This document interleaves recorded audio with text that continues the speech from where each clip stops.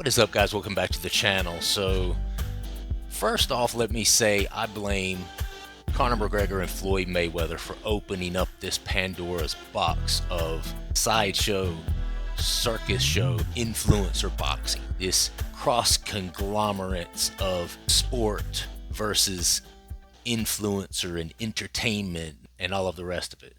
First off, I blame those two, okay? And then from there, Jake Paul pretty much has taken it and made it a whole separate entity in and of itself, to where now you have separate conglomerate that's mixing boxing with influencer or social media influence and entertainment, right? That's a thing in and of itself now. Plus, there's a new MMA promotion that's based around team leagues called the GFL that's supposed to be coming out April 2025. I'm not going to go real deep into that, but we're going to watch a couple of videos on the former, a boxing match, and then we're going to watch a quick video discussing the GFL and a potential fight that could take place in the GFL. And then we're basically just going to take a big fat dump on both, because I think both are just absolutely ridiculous. So let's go ahead and watch the first video. On to another big fight announcement. Rampage Jackson will be boxing Rashad Evans.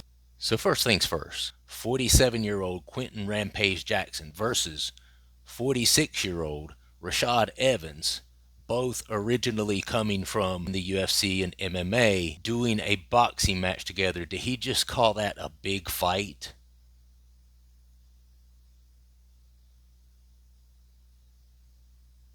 What world am I living in, bro? Is this some sort of alternate reality that I wasn't aware of? Because this is terrifying. In what world is this a big fight? In what world does anyone give two shits about this fight? I'm not even being funny here. Please, in the comments, let me know if any of you care about Quentin Rampage Jackson, 47 years old, Rashad Evans, 46 years old, in a boxing match when neither one of them are boxers but MMA guys. Does anyone care about this? Listen, guys, and listen, I'm the first to give these older guys a pass, man. I'm 48. You know, I would like to think that I'm still a spring chicken. I can get out there and do X, Y, Z and this and that and the third just as good as I could when I was 25, 30 years old. But I'd be lying to myself. That is not a reality. You know, I mean, I'm doing good to stay in the shape that I'm in as a 48-year-old guy, but there's limitations to stuff that I can do and stuff that I can do well these days because I'm almost 50 years old. Okay? I mean, I blame the Floyd Mayweather, Conor McGregor boxing match. That's where it all started, right? And then KSI came in, and from there, the Jake Paul floodgates opened. And since then, we've just seen all kinds of mixtures and conglomerates of different people facing each other in a boxing match. And you know what? Let's hear the rest of it. Since this is such a big fight, let's hear the rest of it. The exact date is not confirmed. However, it'll be happening in 2025. Rampage posted this to his Instagram. He wrote, "It's on. Y'all thought it was over? Nah, time to settle this once and for all. Rashad got me last time, but that was then. This is now." Yeah, exactly. That was then. 2010, which is now 15 years ago. Rashad also reposted the fight poster to his Instagram. Rampage and Rashad fought each other in the UFC back in 2010, and Rashad won via unanimous decision. Who do you guys think wins the boxing match? Post your predictions in the comments. I mean, nobody cares who wins the boxing. I don't care. You don't care. Nobody cares who wins the boxing match of these guys that are 13, 14 years out of their prime. You know, but I'm not a person I'm not MMA Joey, okay? I'm not going to sit around and just talk teetotal shit about somebody for a whole video and not even have a means to an end. I'm more of an analytical person, a practical person, an objective thinker. Look at why this is happening, why we are seeing these people take these opportunities 10, 12, 15, 20 years, in Mike Tyson's case, 30 years past their prime to go and do boxing matches and stuff like this. I mean, the simple answer, obviously, is money. But not everybody who's retired needs money. And so I'm getting at a point here. The next video that we're going to look at also is in the same vein. It has to do with once retired MMA fighters coming back for another hurrah. And I think it's a shame because people don't take punches the same way when they get older. People who are out of their prime are coming back and doing something that's very dangerous just to continue to make money for their families. It's one thing to retire from your career and then go be a greeter at Walmart and check people's receipts as they walk out. I mean, that's different. You're talking about coming out of retirement to take punches to the head. It speaks to a bigger issue in MMA that we're going to address here in a second after we watch this next video. So check out this one. Kevin Lee recently signed with the new MMA promotion GFL. He made an appearance on the Ariel Helwani show today and revealed that he got word that Tony Ferguson is in talks to sign with the promotion. Kevin fought Tony back in 2017 for the interim lightweight title and lost via triangle choke in the 3rd round. Despite Tony now being on an 8-fight losing streak, Kevin says he'd like to get that rematch over in GFL. He went on to say April 4th is the first event. I've heard a couple names tossed around. The one that interests me the most is Tony Ferguson. I think Tony, he's had his ups and downs in his career, but we had a great fight for the UFC championship. I think that's something a lot of people can get behind. No, bro. This is not a fight that people can get behind. Nobody wants to get behind this fight. Tony Ferguson has lost 8 fights in a row, bro. Nobody wants to get behind this. That's a fight that I really want. Ariel Helwani then asked Kevin if Tony Ferguson is with GFL and if there are actually ongoing negotiations for a fight between the two. Kevin responded, yeah, he's in talks with them. Who do you guys see winning that rematch if it actually happens? And again, we don't care. Nobody cares who wins the rematch if it happens. I mean, maybe their families, maybe there's a few people here and there that could get behind that and actually give 2 rats' asses who wins that fight, but the vast majority of MMA fans cannot get behind that fight. If you take bad MMA and just put it into another organization and with different rules, a different banner called GFL, that doesn't then make it good MMA. It's still bad MMA with older, washed up guys who are losing fights. And I just think it speaks to a bigger problem in MMA in general. So, the whole GFL thing. Okay, so let me give you just a really quick lowdown, and that's going to be it. We're going to wrap it up. GFL is, hell, that just goes to show you there. I've already forgot what it stands for. Something Fight League. Shit. So GFL stands for Global Fight League, and it is supposed to take off, I think, in April of this year. So we got a few months away before it starts. It is set up similar to PFL, kind of in teams, and there's already 300 different teams or something like that, and it's like regional and this and that and the third, which, okay, fine. But as usual, they've gone and gotten a bunch of 40-something washed up UFC fighters and thrown them on the roster, and they're trying to use their names to kind of build the sport. Here's the kicker, okay?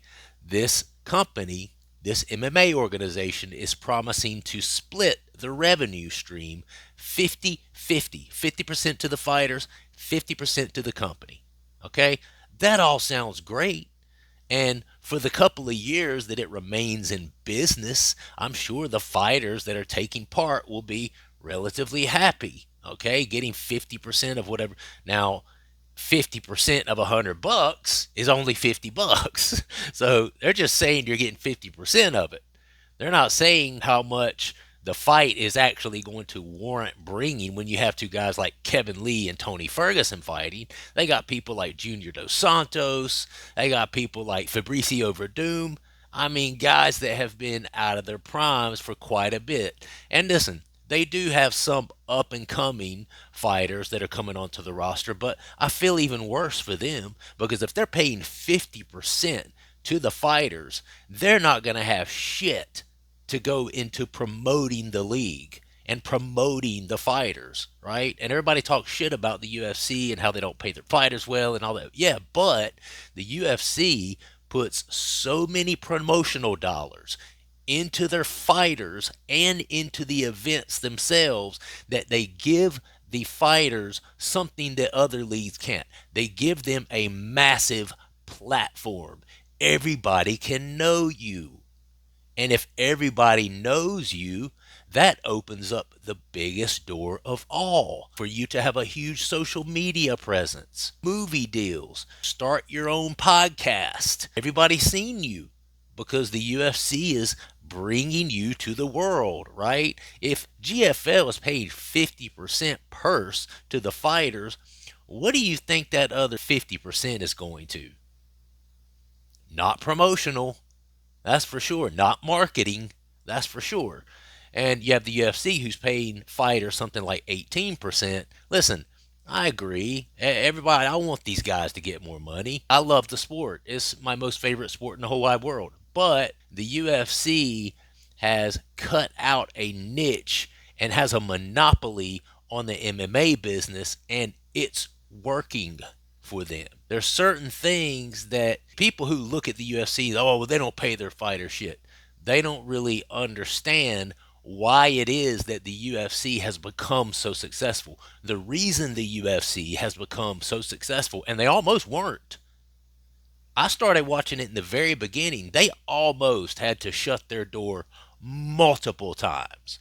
The only way they have been able to stay afloat and now come to a point of thriving and monopolizing MMA worldwide is because they're putting 82% of everything they make back into the business, back into marketing, back into promotions. And yeah, the fighters don't get but 18%, but you're being seen on ESPN, you're being seen on Fox, you're being seen on all these other networks that are bringing you and presenting you to the world. So then you can use your name value to go outside of the UFC and make money for yourself in other ways. Sean O'Malley makes I don't know how much money streaming his gaming on Twitch, for God's sakes.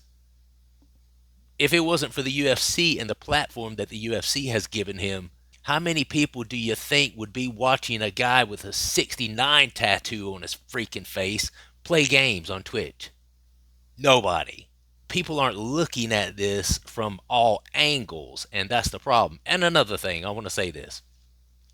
The fact that we're seeing all these pop-up leagues here and there that are bringing in these older fighters that obviously need to earn an income, right? It speaks to the fact that there's no health insurance. There is no retirement plan in MMA. That's another thing that this GFL league is promising to do for the fighters. Retirement, health insurance. I mean, it's not that I disagree. I mean, it sounds great, but you're marketing fighters that nobody cares about anymore. And if you're marketing fighters that the general fan base no longer cares about, then you're not going to be able to make the sort of revenue that you want to make to stay afloat long term, right? That's why all these organizations, there's been tons in the past 10 years, 20 years since the UFC has come out that have come in strong. They get investors to invest all this money. Oh, we got this idea, and it's going to be this and that, and it's going to be great, and everybody's going to get paid, and blah, blah, blah, blah, blah. And then 2 years later, it's shut down. Close the doors. It's all done. I will say that I wish the UFC themselves, being the promotional lead of the sport, would take some steps to get, by example, a retirement plan set up for fighters to where as they fight, a certain percentage of their purse goes into retirement, health benefits so that they're able to get all of their health benefits taken care of for not just for them, but for their families as well. All of those things. The UFC actually does some of that stuff on the front end and the back end that we don't actually see, as far as, if they get hurt or if there's some sort of injury that they sustain in a fight or whatever. Absolutely, UFC pays their hospital bills and things like that. But I'm talking about general health insurance, general life insurance, 401k type plans that my job offers, or that your job offers, or that all these other organizations out there offer. The UFC doesn't have it, and the GFL is promising that, and that's great. But they are promoting fighters that nobody cares about seeing fight anymore, and that is a problem, and that is going to affect their bottom line, right? And then the fighters that they are promoting and that they're bringing on board that are young, up and coming, and that are really hot prospects, nobody's going to know who they are, because they're spending 50% of their revenue stream on paying fighters. So they can't afford to promote them and market them the way that the UFC does. So the fighters, it's a give and take. The fighters are going to be getting paid more, but they're going to be so much less known to the public because of the lack of marketing and the lack of promotion that the company is going to be able to do. It will likely sink. I hate to say that, but that's why we're seeing all these boxing matches and these new MMA organizations pop up. What drives that is that MMA fighters have no way to support themselves in their retirement. So they're looking for ways to make money, and that is what's driving this. And I think that's a shame. I really do. All right, I'm going to go. Let me know what you guys think in the comments. Do you care about Tony Ferguson versus Kevin Lee? Do you care about Quentin Rampage Jackson versus Rashad Evans? It's a fair question. I mean, I'd probably watch it if it's free. But am I going to spend my hard-earned dollars to pay for that? No, I'm not. Again, if you would, subscribe to the channel, like the video, and comment down below. We'll see you guys on the next one.